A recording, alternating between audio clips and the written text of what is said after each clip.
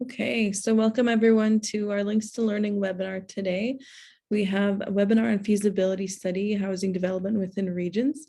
Today we have with us Jason Petrunia. Hopefully I said your last name right there. Yeah, awesome. You did. Okay, good. He's an experienced strategist, regional and urban planner, and social performance specialist. He assists with his clients. Clients to realize innovations in region and city building, benefit sharing and management of risk and impacts within resource, industrial infrastructure, and urban investments projects. He brings experience from across Canada and internationally in environmental and social governance, urban planning, and community development. He's adept at working in a collaborative, technically informed framework that allows for effective decision making. So welcome today, Jason, and welcome everyone to our webinar. So today's webinar will be recorded and added to the Can Do Links to Learning webpage in case you miss it. So at this point, just welcome again, and I'll hand it over to Jason. Thank you. Right. Thank you, Danielle. Hello, everybody. Nice to be here today and share this presentation.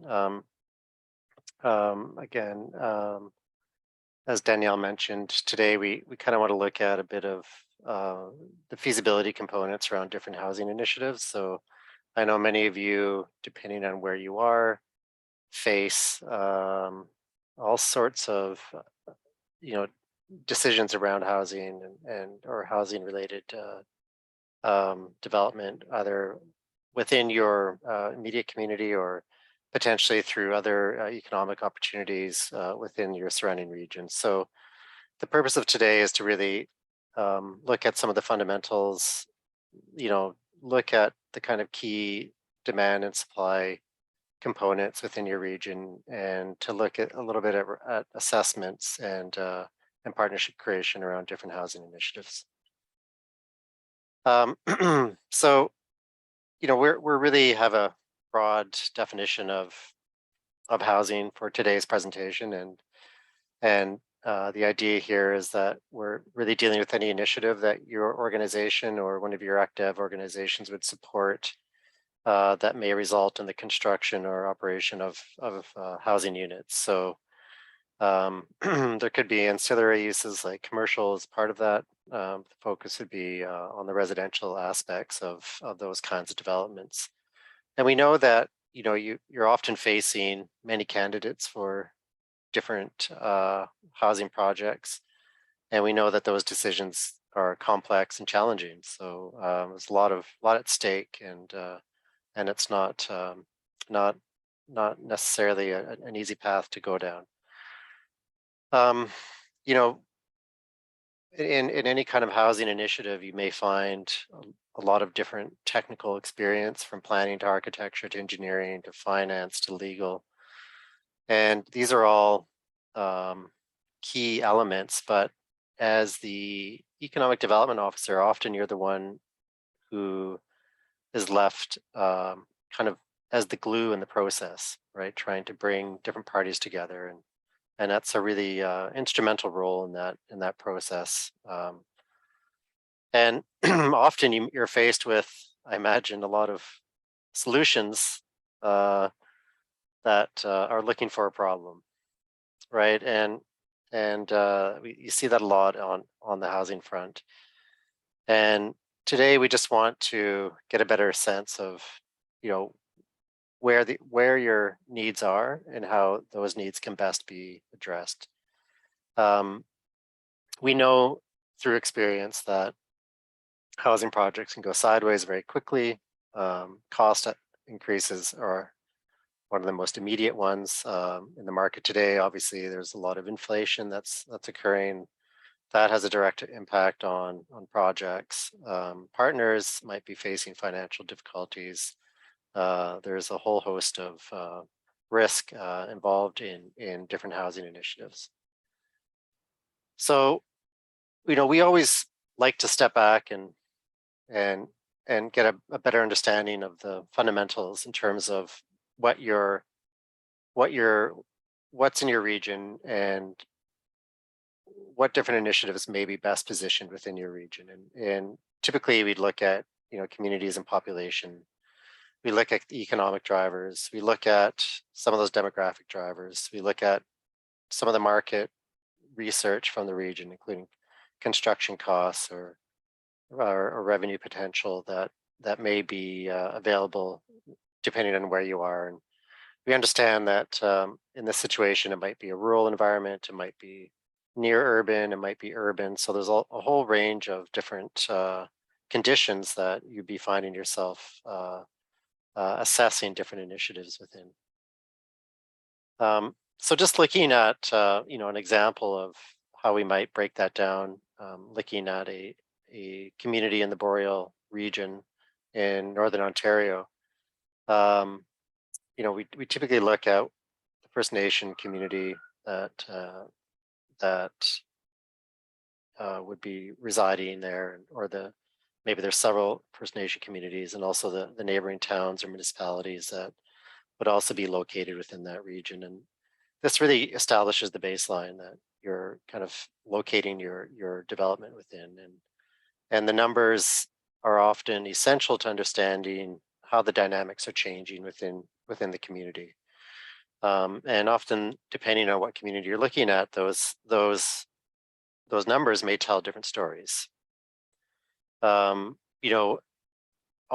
communities are impacted by the kind of sectoral initiatives that are occurring within regions.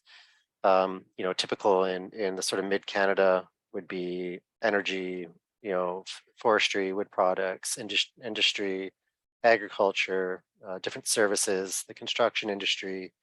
So these different sectors are all very important to understand, and it's also important to understand how they are changing within your region. So, for example, you may have a dramatic increase in employment in utilities or in construction. These things are good to get a hold of and to understand, so that you can factor them into your decisions regarding the different housing programming needs that you may be getting behind.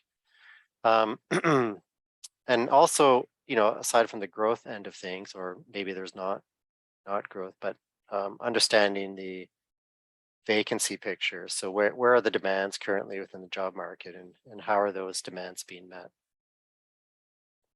In this slide, you can really get a sense of a story that's being played out in many locations in mid-Canada, where you have an aging non-Indigenous population and a young Indigenous population. And this results in some real fundamental change within the housing market within different regions, where you have retirees looking to downsize, looking to change housing types. You have younger workers looking to enter into the market. And in a lot of locations, there's not really much of an active market to begin with. That is obviously might be different depending on if you're in an urban area or more heavily urban area or larger population center. But you would still be looking at these fundamentals in a similar way. You'd also want to get a sense of what projects may be coming down the pipeline. So looking at investment projects that are coming into your region, how much those investments may be spending. And in this example here, this is from Northern Alberta, looking at different capital projects that are in the pipeline, and the impacts of those projects in terms of employment and GDP expenditures within the region. And any one of these projects can drastically change the demands for housing within a region. So it's always important to have a good sense of what's happening in the region. So I've already sort of talked a little bit about the retirement piece, but just in terms of some of the figures within northern communities, some of the predictions are that 43% of the employed labor force will be retiring by 2036. So that's a significant component of the current labor force.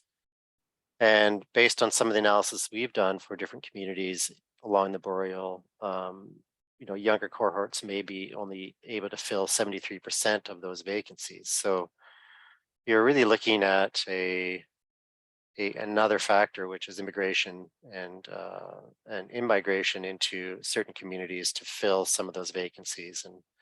And that's often difficult where there may not be a lot of building activity, or where building activity may be limited. There's existing information out there from groups like the Altus Group, who publish their cost guide every year. And this just looks at, how much construction costs are, so if you're trying to get a sense of where you may be situated, you can look at some of the centers near you and likely factor in a cost escalation based on how remote you are from those centers. So this is always good information to have to equip yourself with, and to better understand where the market is within the larger region that you may be located within. Similarly, CMHC produces their rental market report. So this is really looking at, on the revenue side, depending on what kind of housing project you're looking at, what the rental income might be. And if it's on the sales side, well, you can look at sort of sales figures from real estate or other sources to get a sense of what sale prices are at. But there's certainly a lot of free information that's out there that it's very good, and gives you a very good sense of where the current market is, and will help equip you with information that you need to look at developing your program. You can always supplement that information with surveys of construction companies that are operating in your region, and through your own, or through band information, or through tribal council information where it's available around rental rates that may be paid for existing housing.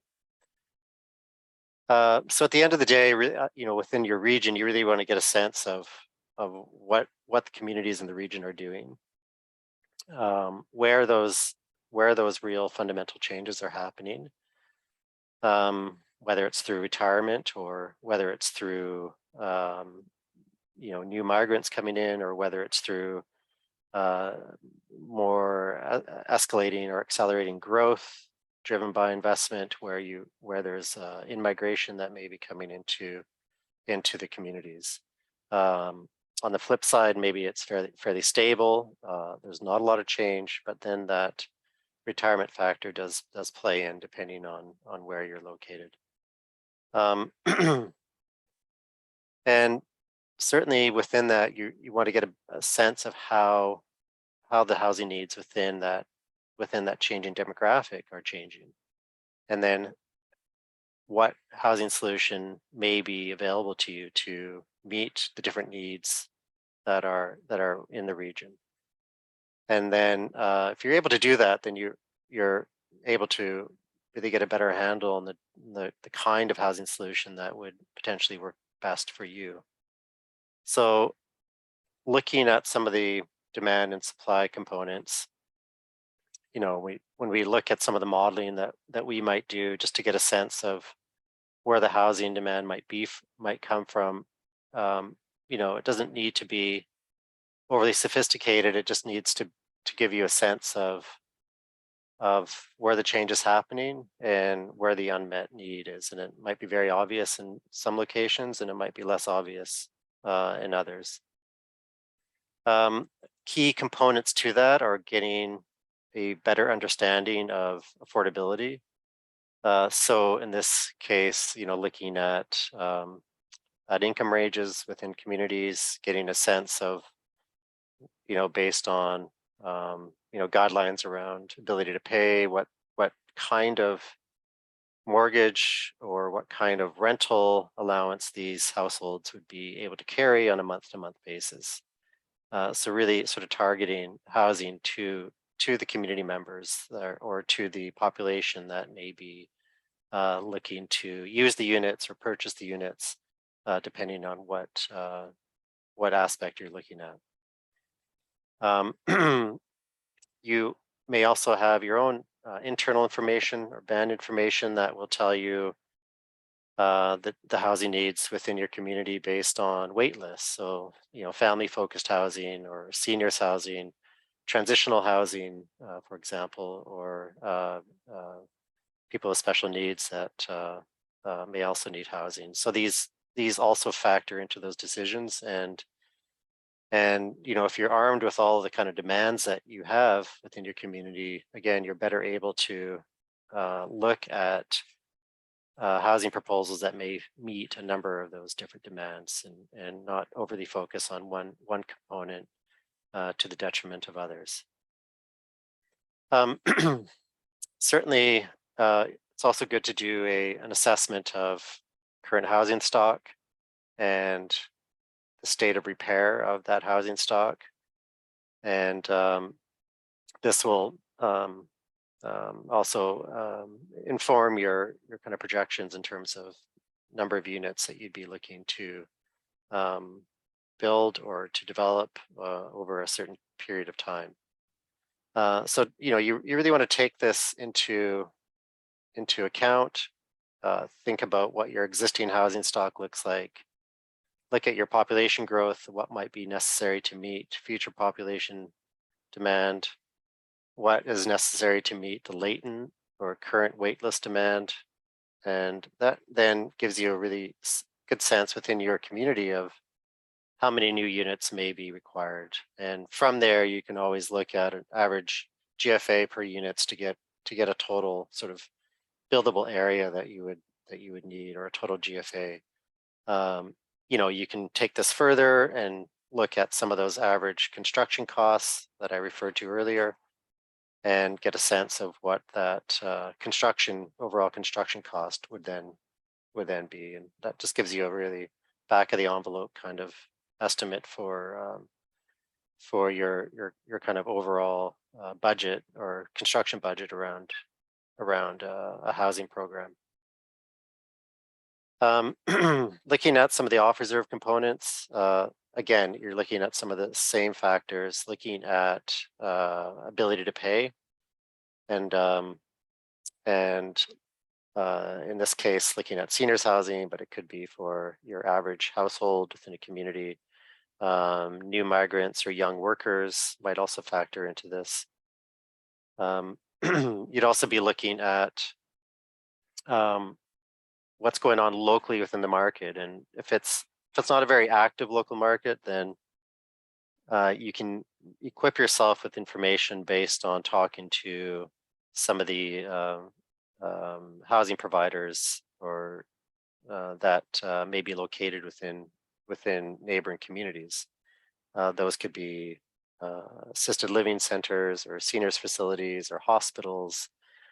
They all have a sense of wait lists and demands within the community that are potentially not being met. And many of these aren't, can very easily be the fact that there's no ability for residents to downsize or to move out of current units into available units elsewhere. So, it just might be a blockage within the market itself that new development could unlock and ease kind of certain housing restraints across the market as a whole. So those secondary sources of information are really important, and will certainly help you fill out your housing demands and get a better sense of where the needs are. Again, looking at this off reserve program, then part of the unit mix here is really to meet a range of different needs, including the new migrants. In this case, it was again, and this is the case on the Boreal. It was notable that while there is a lot of effort to attract younger workers to the region and migrants to the region, one of the largest constraints was that they couldn't find housing. And so there's a real sort of underestimated or unrecognized need for entry-level unit that may be able to provide some of the short-term or medium-term accommodation needs for people that are moving to the region, either as students or to take on new jobs. And to couple that then with the seniors component, where people in the community wanted to downsize from their single detached home in the community to something that was a little more manageable. But there was just no options to do that. So, amongst those three different users, students, young workers, immigrants, and seniors, you have you have four different users that are looking for a similar kind of housing in the end, which would be something that would be more sort of townhouse or apartment style, that would be more affordable over the short term, and would give them a leg up in the local market, or would allow them to downsize and capture value from their larger home that they're downsizing to. So in this case, this resulted in a 40-unit program that that could be built within that neighboring town. And then part of the equation is also understanding, once you have the kind of demand side, it's understanding where land supply might factor in. And often on reserve land supply can be tricky in terms of servicing constraints. So these need to be understood, and also land supply within neighboring municipalities needs to be understood.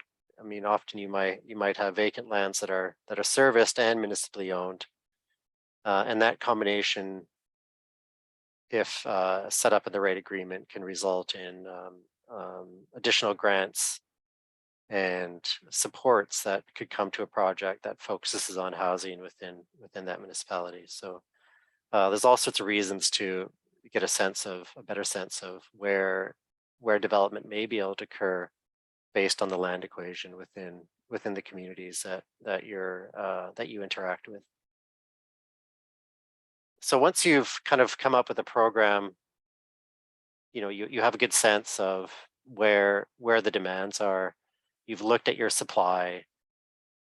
You then have these kind of different choices. So in this example, we have a choice. We're looking at the on reserve new unit demand, and there's also an off reserve component as well. So the next thing to do is to really get a better sense of what are the costs involved in potentially developing a housing program that would bring those units online. So you've looked at some of the current housing supply, you've looked at some of the vacant land components, and now you're really sort of breaking this down into your land costs and your building costs. So on the land piece, it's important to understand that in this, again, this is a near urban situation, but it's similar whether it's in rural or peri-urban or wherever the location may be. But looking at a undeveloped piece of land and trying to take that forward to develop, requires a number of steps. Trying to understand the kind of density that you might want to include on those parcels of land, how much land is necessary to accommodate the units that you may want to build, and then really to get to a level of detail so that you understand where servicing needs to go, how it needs to be connected, and then how all the combination of those components in terms of the cost that's involved in that. So to go from a raw piece of land to a concept to a plan, or a plan of survey, or plan of subdivision, it does take time, and you want to make sure that ultimately what you're designing will accommodate the program that you've set out. So if you're looking for 133 units, if it's on reserve, and if it's primarily single detached housing, you're going to have a fairly extensive piece of land that is going to be necessary to accommodate that. So you need to understand how much land. If on reserve, there's the sale costs are not a factor, but there will be costs associated with the direct infrastructure costs and the potential upgrading of infrastructure within the community. And those are often the big ticket items that go unrecognized when people talk about housing. It's often the real limiting factor in terms of developing land to provide housing.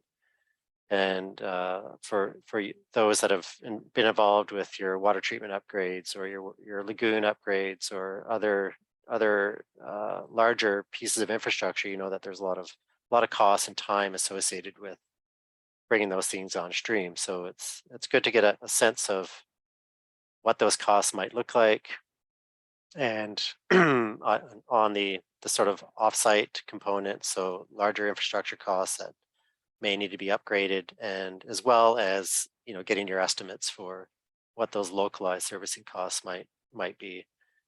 And and certainly if you're doing this for off reserve, you're looking at a sort of a market kind of development, then you have other costs that will come online, from marketing to bonding and insurance. These are common to all development, but take on a special form when you're working with municipalities, for example, and are a proponent behind local development within municipal areas.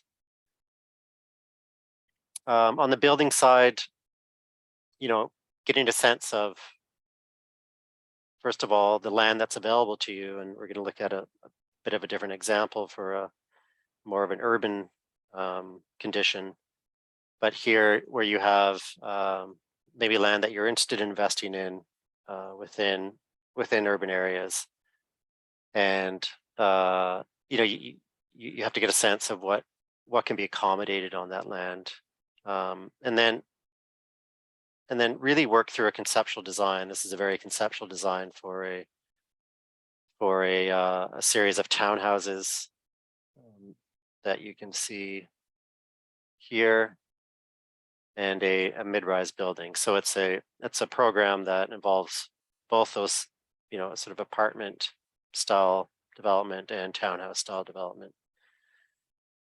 But in order to get a handle, a good sense of the cost side, it's important to go through and do a very high level conceptual plan, and look at the different look at a concept that you're comfortable enough with that you would want to bring through to a detailed costing.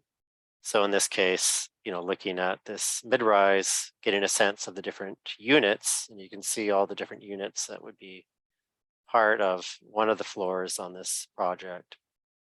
And then detailing that out to the extent that you need to in order to have a cost estimator really have a look at it, so that you can get a sense of overall what that project might come in at. And that's a really critical part to doing your due diligence. And it's not necessary that you do it yourself, but that you're aware that whoever you're working on this project with is providing that information to you at as early a stage as possible. And that's a key part of the due diligence process on your end. And often, that'll form the key component with any pro forma that you're looking at. And within your pro formas, you'll be assessing the kind of revenue side, the grant side, sales or other revenue forms, maybe through rental. And then looking at all of those within, your residential component or your commercial component. Of course, you could do this for an industrial building as well. But in that analysis, you're really trying to get a sense of what the key factors are that would that present the most risk within that project, right? Is it the land cost? If you're looking at this kind of development where it's a little more compact versus this kind of development where it's spread out over more land, that land cost plays out differently. It weighs more on the low density single housing developments that it does on the more medium density townhouse or low rise sort of apartment style developments.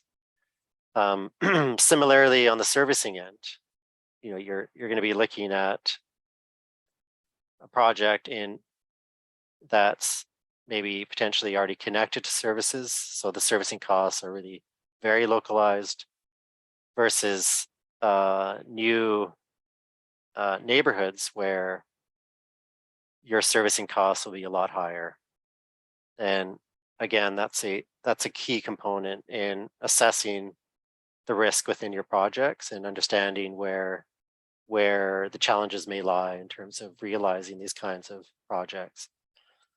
And then obviously on the building costs, then that's higher on a but it's it might seem to be higher on like on a mid-rise when you're looking at 5 to 10 stories, for example, depending on where you are.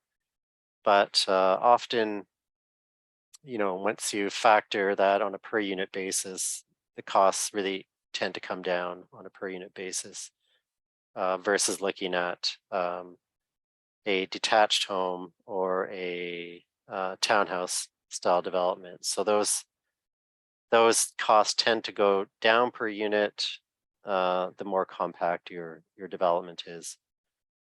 And then looking at the kind of debt servicing piece, or sorry, on the revenue side, you're obviously looking at here either rental income or sales income, depending on what aspect of your project you're following through. So if it's investment project, you're interested in how you can maximize the value of that project, either by selling within the local market or maybe through renting, depending on, again, your earlier understanding of what the dynamics are in the community and what would perform better given those dynamics. Are they seniors looking to rent? Are they seniors looking to purchase? Are they younger families looking to rent or looking to purchase as they enter into the market? And then operational costs are more of a factor, or sorry, on the before I move on, the debt servicing is a big part of this. So depending on what aspect of what program you're pursuing, if it's a rental program, for example, there are CMHC backed mortgages that would offer up to 80% financing of a project. Right, so you have to be prepared to carry that, over their amortization period, which is generally 40 years. But it also lowers that equity piece, right? You're talking, 20% equity on a project like that. So if it's it's a big difference from a condo project or a private project where you might get 60% financing through CMHC if possible. So there's a big difference there in terms of the money that's required up front and what's necessary to get those projects off the ground. Operational costs really factor into those rental components. So you really want to think through if you're going to be holding on to that asset, what the month-to-month operational costs would look like. And on the flip side, then what that operational revenue may also look like. And then lastly, you're really trying to get understanding of the complexity. Is this something that is, you're looking at a couple of units, you're looking at tens of units over time, you're looking at one investment project with maybe different pieces, and all of that will factor into how you think you can de-risk your component of that project. So if you're setting up a dev corp or a similar entity that would look to partner with others to bring your project into fruition, you want to get a sense of where you need to get those partners. So are you looking for a construction partner? Are you looking for an operation partner? Are you looking for both? And with those partners, you want to work with them to really build your capacity in terms of delivering housing or managing housing assets over the long term. I've already talked a little bit about the financing that's under consideration, but this is also a key component in thinking about partnerships. Who has experience? Who are their financiers? What are the conditions of those projects? And it's always good to do your due diligence on your partners to get a sense of what projects they brought into the market previously, the experience that both the users and their partners have had in getting that project delivered. And then lastly, on the equity piece, it's important to understand whether it's 20 or 40%, and then based on that, what kind of investors do you think you may want to bring, or other partners do you think you want to bring into the equation to realize that development project.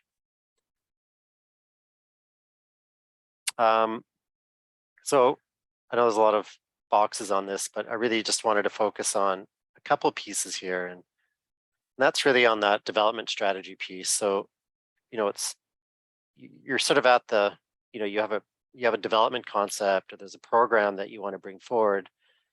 It's really important to think through your strategy around partnership creation. Who do you think you're trying to serve? What are the markets that you're trying to meet? Who are the partners that may be best positioned to meet those segments?